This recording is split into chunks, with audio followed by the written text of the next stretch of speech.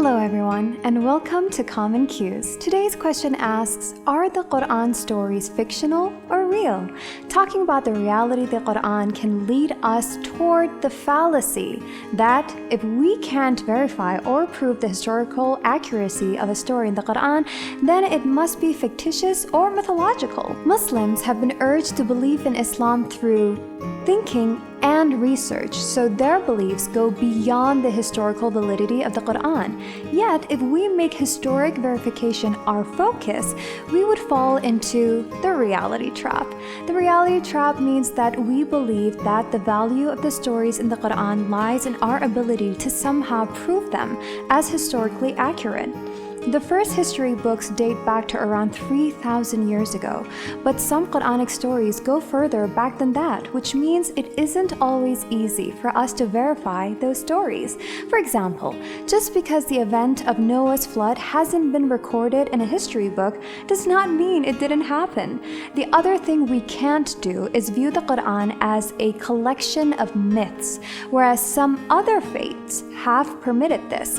We don't understand the Quran this way. The Quran itself states that it does not contain myths. They say, He has taken down myths of the ancients. Say, it has been sent down by Him who knows the hidden in the heavens and the earth.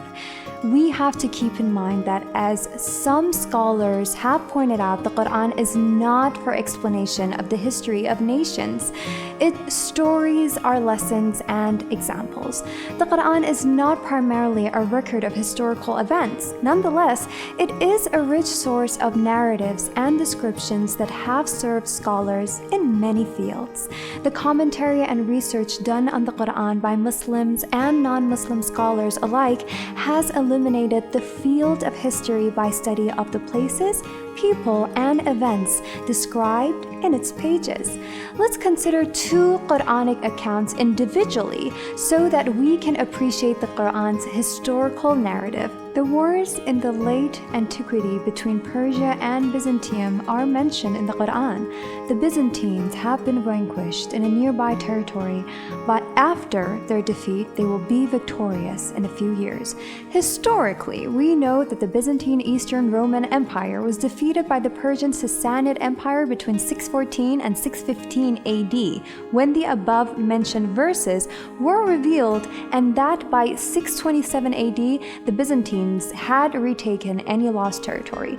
Another example can be found in the Quranic verses describing the preservation of the Pharaoh's body.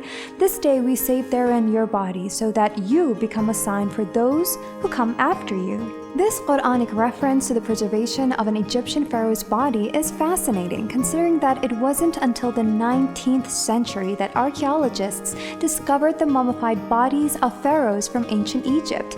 In fact, over the past 2 centuries, the preserved bodies of Egyptian royalty have been identified and are on display in Egyptian museums. Having said that, even if we have not yet been able to verify the geographical location of certain places mentioned in the Quran, or if we are still lacking in historical data on events mentioned, that does not mean we can dismiss events in the Quran as fiction. The Quran does contain historical accounts, but it is not a history book, and it only narrates those narratives or stories or parts thereof to illustrate a meaningful message for us to reflect on. Ultimately, our belief is that the Quran is derived from revelation, which for a believer is always beyond doubt but never beyond research. We ourselves only have access to limited methods of research, and quite apart from that, the conceptual issue that the reality of the Quran, being God's word, cannot be comprehended fully by the finite human intellect in this world, and history books which go through revision all the time. That was it for today, and hopefully you are a little wiser for it. Please avoid falling into the reality trap.